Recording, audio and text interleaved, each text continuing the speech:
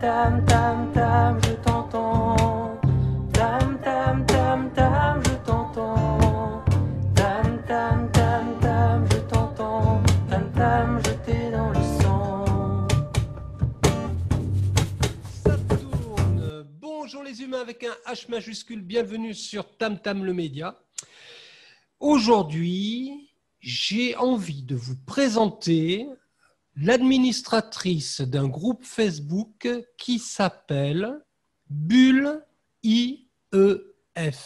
Bon, elle va vous dire de quoi il s'agit exactement.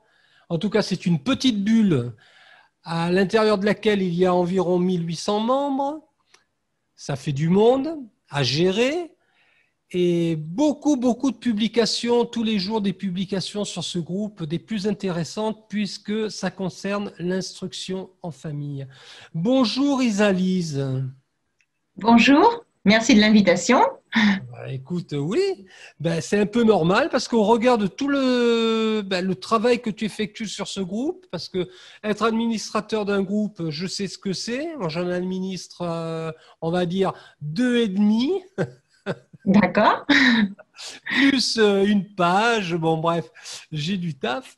Non, mais en matière d'instruction en famille, c'est vrai qu'il y a énormément d'informations qui passent actuellement. Beaucoup de soucis aussi par rapport à certains projets de loi. On y reviendra après dessus. Qu'est-ce qui t'a amené, toi personnellement, Isalise, à créer ce groupe intitulé Bulle IEF? Alors, bon, déjà, ça fait quand même presque 14 ans que je suis impliquée dans le monde de l'instruction en famille. Donc, j'ai été dans plusieurs associations et aussitôt, en fait, je me suis engagée en tant que membre active. Et puis, de fil en aiguille, j'ai créé des blogs, en fait, un blog qui s'appelle Faire l'école à la maison et l'autre Apprendre avec bonheur. Et ce groupe est venu parce que j'étais sur plusieurs groupes et que régulièrement, en fait, les groupes avaient tendance à prendre parti pour un côté ou pour l'autre. Et moi, je voulais créer un petit endroit où on se sente bien, où on puisse être tel qu'on est, sans question de religion ou de choix pédagogique, voilà, qu'on puisse avoir les idées qu'on veut, mais toujours dans un esprit de bienveillance. Donc, c'était vraiment mon idée, en fait, de ne pas avoir à prendre de parti dans un sens ou dans l'autre, d'avoir un petit endroit où on puisse juste être soi. Alors, justement, si je me permets de rebondir, quand tu parles de prendre parti, par exemple, c'était prendre parti pour quoi précisément? Alors, en fait, le groupe a été créé dans un contexte particulier parce qu'il y avait déjà une attaque contre l'instruction en famille et ça échauffait un peu les esprits, en fait. Donc, certains disaient, oui, c'est la faute d'un tel, oui, c'est la faute des unschoolers, oui, c'est la faute de ceux qui disent qu'il faut plus de contrôle pour être tranquille, oui, c'est la faute d'un tel parce que, par exemple, les musulmans, puisque ce sont eux qui sont dans l'œil du cyclone. Donc, voilà, donc je trouvais ça un petit peu dommage d'avoir l'impression d'être pris à partie constamment, alors qu'en fait, souvent, c'était même pas forcément, selon moi, une volonté des gens de prendre à partie, mais c'était juste une inquiétude. Et mon idée, c'était de pouvoir créer un endroit pour rassurer, informer, rassurer, et plutôt solidariser que séparer, en fait. D'accord. En plus, visiblement, ce groupe, parce que moi, j'ai accédé à ce groupe en pleine période de confinement, pour tout te dire, puisque nous avons choisi, d'un point de vue personnel, de faire l'instruction en famille pour notre fils. Alors, moi, ce qui m'a motivé, honnêtement, c'est l'affaire des masques à l'école. Ça a été ma principale motivation. J'avais pas d'a priori particulier envers tel ou tel enseignant. Voilà, ils font leur job, il y a un programme, ils le mettent en application avec plus ou moins de succès selon les professeurs, enfin les enseignants et selon la sensibilité de l'enfant également, puisque ça marche aussi dans les deux sens. Aujourd'hui, personnellement, j'aimerais continuer l'instruction en famille parce que je me sens vraiment capable d'assumer ce rôle. Et puis, parce que j'écoute aussi mon enfant, parce qu'il est en demande de ça. Il n'a pas envie de retourner à l'école au regard de toute cette agitation autour du port du masque, cette agitation autour du monde des adultes, je dirais, des responsables. Donc, voilà, j'essaie de respecter sa volonté. Et c'est vrai que J'avais envie de t'interviewer pour pouvoir discuter un petit peu avec toi. Et puis, je pense que ça peut rendre service aussi à d'autres personnes qui s'interrogent aujourd'hui sur ce qui se passe à l'école et ce qu'on inflige à nos enfants. Parce que pour moi, on inflige quelque chose à nos enfants et pas forcément quelque chose de très positif, quoi qu'en disent les personnes qui défendent le port du masque. Personnellement, j'ai rien contre le masque, rien de particulier, à part un certain nombre de choses, mais là, je ne vais pas m'étaler là-dessus. Mais voilà, mon enfant… Ça doit être un choix. Voilà, mon enfant, moi, je sens qu'il est… Enfin, en tout cas, qu'il était… j'ai écouté sa demande, en tout cas. J'ai respecté sa demande. Donc, revenons à nos moutons. Tu as créé ce groupe que tu administres admirablement bien parce que au regard de toutes les infos, tu réponds à tout le monde quasiment chaque fois quand quelqu'un te sollicite. Ouais, tu travailles beaucoup sur ce groupe-là. Oui, merci. Oui, oui, c'est beaucoup de travail. Et là, le fait que maintenant on est plus de 1800, c'est devenu quand même plus compliqué à gérer. C'est vrai que ça a été beaucoup plus facile. Enfin, j'ai pas eu du tout. Là, voilà, c'est ce que je disais tout à l'heure. J'ai créé la bulle pour un espace de bienveillance. Et j'ai été merveilleusement surprise de voir que tout le monde jouait le jeu en entrant dans ma petite bulle, en fait. Et c'est vraiment resté pendant très, très longtemps. Et les rares problèmes que j'ai pu rencontrer, c'est depuis que le groupe est devenu plus gros, en fait. Donc voilà, c'est pour ça que maintenant les publications sont modérées avant pour qu'on puisse regarder et puis essayer aussi d'éviter l'éparpillement parce qu'il y a beaucoup, beaucoup d'infos. Et quand on publie sur le même sujet, je préfère que ça fasse un petit fil plus facile à suivre selon moi que 15 discussions sur la même chose. Voilà. Donc effectivement, c'est du boulot. Alors, qu'est-ce que tu… Pour les gens qui nous écoutent, là, qui vont écouter cette interview, qui ne connaissent pas ce groupe Facebook intitulé Bulle IEF, Instruction en famille, ce groupe est un groupe privé. Oui. Alors, pourquoi cette volonté justement de groupe privé? Dis-le hein, clairement. La volonté de groupe privé était pour deux raisons. D'abord, pour que les gens se sentent en sécurité et puis aussi pour pouvoir être libre de dire ce qu'on avait envie de dire aussi. Parce que sur une page, hein, tu le sais, tout à l'heure, tu as vu, j'ai ma page Faire l'école à la maison, on peut partager un certain nombre de choses. On ne peut pas toujours être libre de dire ce qu'on veut. Mais voilà, bon, sur un groupe, on peut plus facilement échanger des idées, des choses comme ça. Et moi, c'était important pour moi qu'on puisse se sentir. Il y a des familles qui ont des histoires parfois très lourdes aussi, qui n'ont pas forcément envie de s'exposer. Et c'était important d'avoir cette petite bulle pour pouvoir continuer, enfin, de parler comme ils avaient envie, en fait. D'accord. D'expliquer leur histoire. Alors, par exemple, quelles sont les questions qui vont revenir le plus souvent? Est-ce que tu arrivais à faire une petite synthèse des questions qui reviennent de façon récurrente dans ce groupe, par exemple? Alors, la question la plus fréquente, c'est comment on fait l'école à la maison, hein, comment on déclare, comment on se lance. Voilà, c'est la première chose. Ça revient constamment, donc évidemment, donc avec les courriers à envoyer. Alors, officiellement, il y a un courrier à la mairie, un courrier à l'inspection académique. Moi, je conseille vivement aussi le courrier à l'école pour éviter le risque de signalement abusif, en fait. Hein. Donc, voilà, c'est vraiment important de faire tout.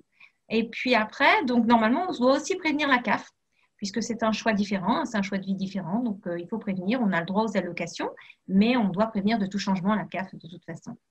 Et puis après, donc, question fréquente, comment je fais pratiquement, c'est-à-dire comment je me lance, qu'est-ce qu'il faut faire, où est le programme, comment je m'organise. Donc ça, c'est des grosses questions. Et puis, alors pour le coup, c'est là où j'ai lancé l'envie d'apprendre pour pouvoir aider les parents à structurer, à s'organiser, à voir un petit peu comment on peut apprendre autrement. Parce que ça, c'est très dur aussi de se déscolariser en tant que parent. On est quasiment tous allés à l'école. On a appris de telle manière avec un cours souvent magistral, des leçons à la maison, un temps passé assis sur une chaise. Et en fait, en instruction en famille, déjà l'enfant commence par pouvoir bouger quand il veut, se déguiser quand il veut. Voilà. Et puis, il apprend à son rythme, mais pas forcément avec le programme tel qu'il est vu à l'école, dans l'ordre où c'est vu à l'école. Enfin, voilà, il y a plein de choses autrement et plein de façons d'apprendre surtout. C'est tellement riche, l'instruction en famille. Enfin, moi, c'est un univers qui m'a fascinée quand je suis rentrée dedans. Je confirme. Voilà. Et puis après, il y a les questions habituelles de la socialisation. Hein, voilà. Donc, la grande socialisation. Voilà. Qu'est-ce qui nous empêche d'inviter les copains à faire une soirée pyjama, voilà. se donner des rendez-vous à l'extérieur avec d'autres familles? Enfin, tout à fait. Ah là Ah, et là. puis ça, en plus, c'est encore plus vrai aujourd'hui parce que moi, quand je me suis lancée, hein, on était un peu des dinosaures de l'IEF. Il y avait presque rien. Moi, il n'y avait pas de groupe local. C'est moi qui l'ai lancé. Donc, on était une poignée. Il fallait vraiment faire des kilomètres. Mais aujourd'hui, vous êtes de plus en plus nombreux et c'est plus facile de rencontrer d'autres enfants. En plus, les petits, souvent, les petits voisins, quand on leur dit je fais l'école à la maison, souvent ils disent ah, t'as trop de chance. C'est très, très fréquent. Hein. Donc, voilà.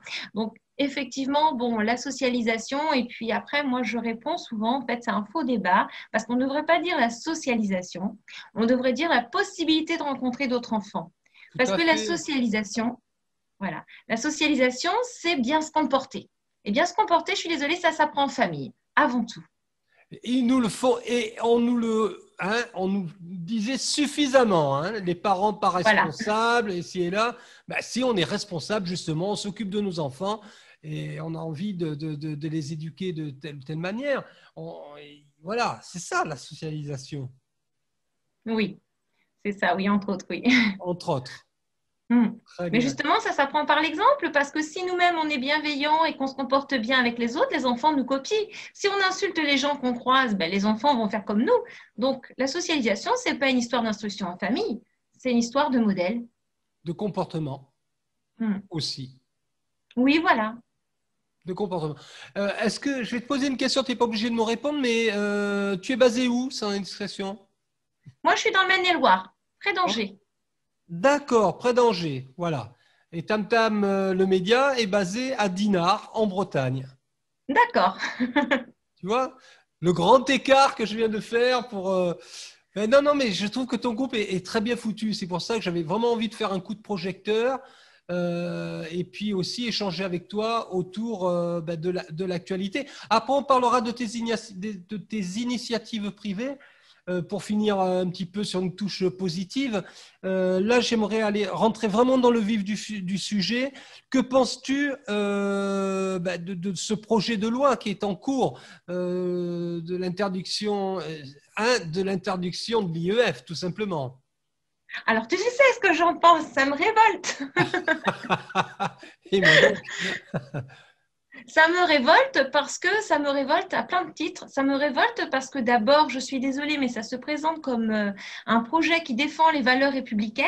Sauf que les valeurs républicaines, c'est d'abord être unis, c'est respecter la liberté, c'est respecter l'égalité. Et là, il n'y a rien de tout ça. En plus, en France, on est dans une séparation des pouvoirs. Et là, moi, je trouve que la charrue est mise avant les bœufs.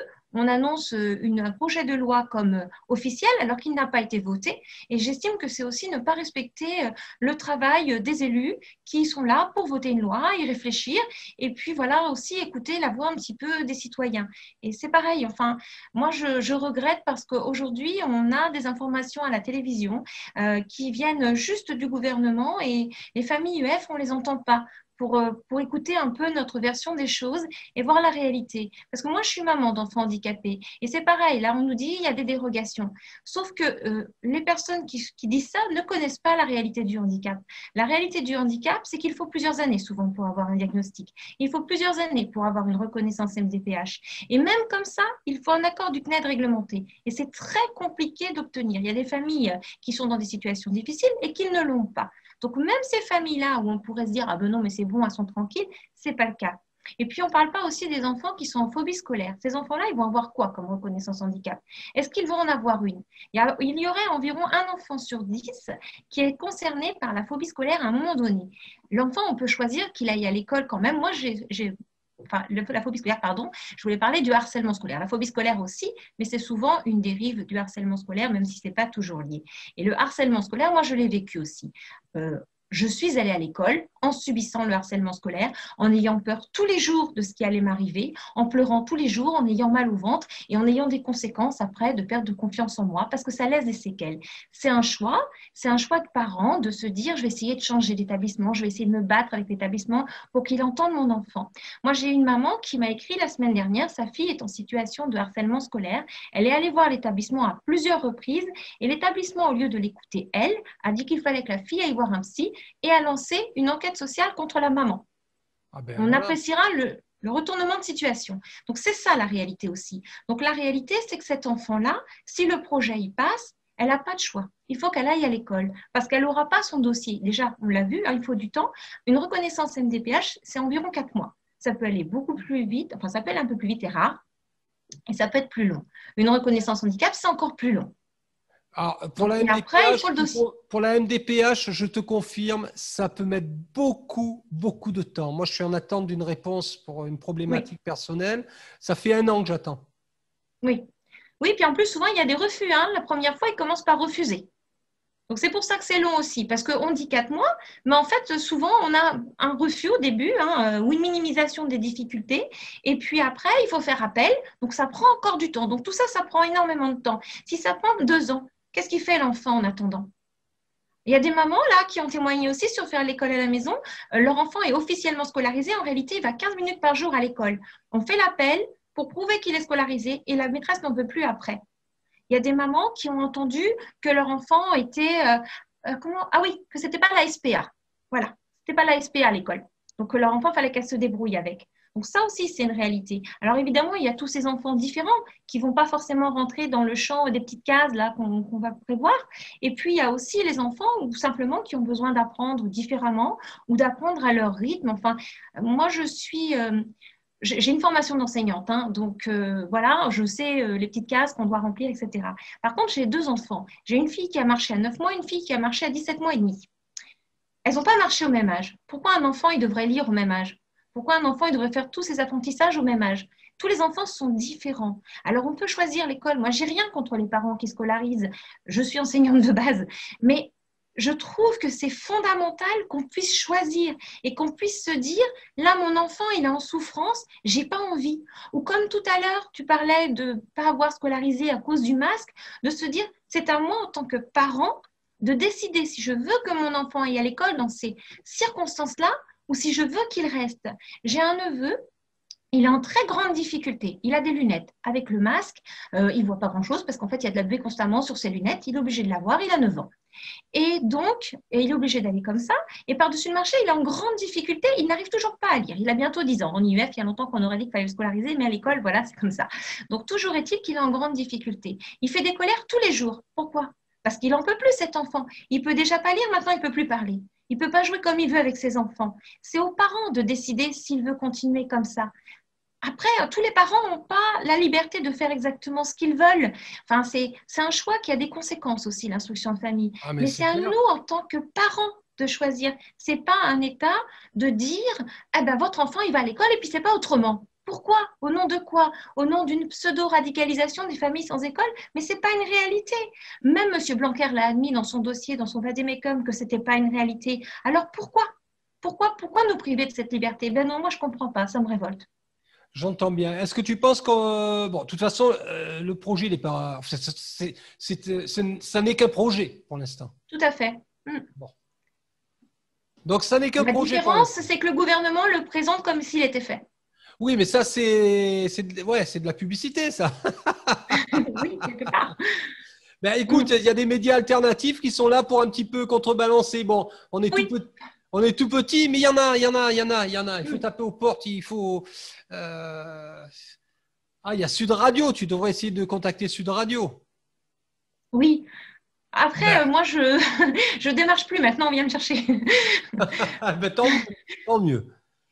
Non, mais parce que bon, j'ai pas forcément le temps. Et puis, en fait, ça fait des années que je me bats et c'est vrai que je fatigue. Parce que j'ai rédigé un dossier complet pour la revue politique et parlementaire il y a quelques années, justement, quand il y a eu le projet L'école de la confiance, où j'ai donné des chiffres documentés, où je me suis basée sur tous les faits, où j'ai marqué des témoignages, expliqué les difficultés, où j'ai donné les raisons des familles sans école. Enfin, ça fait des années que je bosse vraiment très dur là-dessus. J'ai écrit plusieurs ouvrages dessus. Donc, je maîtrise mon sujet. Je sais très bien de quoi je parle. J'ai proposé d'aller rencontrer les ministres à plusieurs reprises, etc. Et à chaque fois, ce sont des fins de non-recevoir. Mon dossier n'a quasiment pas été pris en compte. Et quand j'ai entendu ce qu'ils avaient fait comme soi-disant travail d'observation, enfin d'analyse, je me suis dit, mais c'est pas possible. Enfin, ils ne vont pas dans la réalité du terrain. Ils disent qu'ils connaissent la réalité du terrain parce que dans telle ville, il y aurait telle difficulté. Oui, bah d'accord, mais ce sont des écoles de fait dont ils parlent. Ce n'est pas l'instruction en famille, là. Oui, j'entends bien. J'entends bien. Alors, maintenant, on va rebondir sur toi un petit peu plus, voilà, de façon un peu plus positive maintenant. Qu'est-ce que tu nous parlais de quoi tout à l'heure? Tu as un blog ou un site où tu écris, Oui. euh, Alors en fait, j'ai plusieurs choses, hein. Donc j'ai plusieurs blogs en fait. J'ai le premier blog que j'ai réalisé, c'est Apprendre avec bonheur, qui raconte un peu notre instruction en famille, donc avec des liens, des idées, etc. Et de fil en aiguille, c'est comme ça que j'ai donc écrit 2 ouvrages, Faire l'école à la maison aux éditions Erol et L'école à la maison des pistes pour apprendre autrement aux éditions de l'Instant Présent, qui est une petite maison d'édition, donc je la pousse un peu plus. Voilà. très Et bien. Tu me feras passer les liens, je les associerai à cette vidéo. d'accord, ok. Et puis donc, sinon, après, j'ai créé Faire l'école à la maison, qui est un blog informatif pour expliquer la loi, expliquer les différents choix qui sont possibles. J'ai fait des petites vidéos humoristiques aussi pour parler des préjugés contre l'IEF, comment J'ai on peut faire du regardé sport. ça tout à l'heure. Ah, d'accord. Donc, bon, bah, tu verras, hein. J'ai vu, J'ai j'ai parlé vu, de- j'ai vu, j'ai vu. Ah, tu as vu, tu as tout vu. Ah oui, oui, D'accord. j'ai été voir tout à l'heure. Ah, ben, c'est bien. Donc voilà. Et puis donc ça, faire l'école à la maison avec la page qui est associée parce que justement, donc je voulais présenter. En fait, mon idée, ça a été de faire connaître au maximum l'instruction en famille pour casser un peu les préjugés, montrer ce que c'était parce que je crois qu'on est dans une société, on est fait pour normalement, on est censé accepter la différence et que c'est important. Enfin, pour moi, une société ne peut pas être équilibrée s'il n'y a pas de différence. Si on est tous pareils, qu'on fait tous les mêmes choix, il n'y a pas de société, il y a des moutons. Donc voilà. Ouais. Après, voilà. Et je pense que c'est pas ce qu'on est. Enfin, même si certains suivent des choix plus habituels que d'autres, ils sont pas moutons pour autant parce qu'ils ont leur personnalité, ils ont leur propre combat, leurs choses comme ça. Mais justement, la différence, c'est indispensable. L'instruction en famille contribue à la différence. C'est fondamental, selon moi.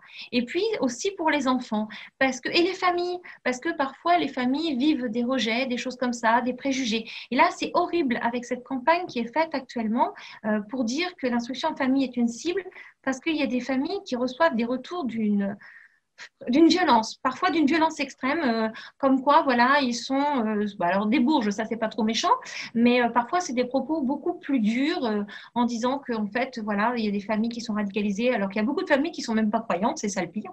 Mais voilà, donc voilà, moi ça me blesse et donc je voulais qu'on puisse savoir un petit peu qui étaient vraiment les familles, ce que c'était vraiment l'instruction en famille, en me disant plus on aura de place, plus on saura qui on est. Et puis, donc, j'ai aussi créé, il y a 2 ans et demi, maintenant presque 3, quelque chose qui s'appelle Le Monde de Maï et Noé, un univers pour apprendre, et où là, pour le coup, je partage alors des outils gratuits pour savoir un petit peu ce que c'est que la législation instruction en famille. J'ai une formation à 15 € pour savoir tout sur l'instruction en famille, que j'ai même proposé d'ailleurs au gouvernement, pour qu'ils sachent un petit peu comment on fonctionne, etc. Et puis, gratuitement pour le coup, hein. Et puis, donc, et à d'autres élus aussi, d'ailleurs, je l'ai proposé. Et puis, donc, il y a ça. Il y a plein de petites choses, comment bien mettre en place son IEF. Et puis, il y a aussi des supports complets avec des kits pédagogiques et puis des programmes pour apprendre autrement parce que justement, j'ai pu expérimenter d'autres façons d'apprendre et que moi, mes enfants sont un profil particulier et que les outils classiques, ça leur correspondait absolument pas. Donc, voilà. Donc, je disais tout à l'heure, hein, j'ai une fille autiste Asperger, j'ai aussi une fille qui a haut potentiel, elles sont toutes les deux à haut potentiel et dyspraxique. Donc, il fallait des choses claires. Le problème des outils 10 aujourd'hui, c'est que ce sont souvent des outils que moi je trouve vides. C'est-à-dire qu'on part du principe qu'un enfant en difficulté d'apprentissage est forcément en difficulté de compréhension, dans le sens où on va lui mettre 3 lignes et puis des gros mots écrits en jaune, et puis voilà. Alors qu'un enfant peut être extrêmement curieux, avoir envie d'apprendre. Et moi, c'est ça ce que je veux. C'est pour ça que ça s'appelle le monde des curieux, parce que je pense qu'un enfant, naturellement, au potentiel ou pas, est curieux. Et que plus on va l'inciter à être curieux, plus il va avoir envie d'explorer. Après, chacun s'approprie les outils comme il veut, et ça, c'est une grande réussite du monde de Maï et Noé, j'en suis très fière, parce que j'ai aussi bien des parents qui font du très formel que des parents unschoolers qui vont picorer ce qu'ils ont envie dedans. Parce que c'est très riche pour pouvoir picorer si on a envie. Voilà, moi, ça a le mérite d'être clair. Tu vas me donner tous les liens que nos auditeurs puissent aller vous visionner, écouter tous les outils que tu proposes et lire aussi. J'imagine qu'il y a des outils vidéo, audio et au format PDF peut-être, j'imagine. Alors, Au niveau de la formation, il y a des outils vidéo, effectivement, puisque ce sont des vidéos avec moi. Et après, il y a des petites cartes heuristiques, PDF, etc., pour pouvoir bien tout synthétiser. Au niveau, c'est beaucoup de fichiers PDF, en fait.